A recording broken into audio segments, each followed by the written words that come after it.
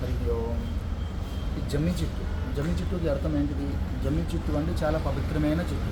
Normal చెట్టు అయితే కాదు. జమ్మి చెట్టులో ఎంత పవర్ ఉంటుందంటే రాముల వారు కోసము కింద కూర్చొని రాముల వారు సాక్షాత్తంగా వచ్చి జమ్మి చెట్టుకి దసరా రోజు పూజ చేయించుకుంటే కనుక ఖచ్చితంగా మీ కోరికలు ఏముంది ఖచ్చితంగా తీరుతుంది. మీరు ఏం కోరుకుంటున్నారు ఏంటిది రకరకాల రాసేసి పేపర్ మీద స్వామివారికి దానం చేస్తే స్వామివారి దగ్గర పెట్టుకుంటే కనుక ఖచ్చితంగా భగవంతుడు సాక్షాత్ జమ్మి చుట్టూ వచ్చి నిజం తీరుతారు. అందుకోసం జమ్మి చుట్టూకి చాలా పవర్. ప్రతిరోజు పూజ చేసుకోవాలి, ప్రతిరోజు స్వామివారికి గుర్తు పెట్టుకోవాలి. సాక్షాత్ భగవంతుడు ఎలాగ జమ్మి చుట్టూ చూసుకుంటే కనుక చాలా అంటే చాలా మంచిది. ఈ సాక్షాత్తంగా జమ్మి చుట్టూ కూడా అంటే భగవంతుడిలాగా ఒకటి సాక్షాత్ శనీశ్వరుడు కూడా. ఎందుకంటే శనీశ్వరుడు ఖచ్చితంగా జమ్మి చుట్టూలో ఉంటాడు. అంటే లైవ్ శనీశ్వరు అంటే జమ్మి చెట్టుకి లైవ్ సమానంగా అనమాట. ఆయనకి పూజ చేసుకుంటే కనుక శనీశ్వరుడికి పూజ చేయడానికి అవసరం లేదు. ప్రతిరోజు ప్రదక్షిణ చేసుకోవాలి, ప్రతిరోజు పూజ చేసుకోవాలి, ప్రతిరోజు నీళ్ళు వేసుకోవాలి. దానికంటే జమ్మి చెట్టుకి పూజ చేసినా కూడా ఏ దోషాలున్నా కూడా ఖచ్చితంగా మీకు తీరిపోతుంది.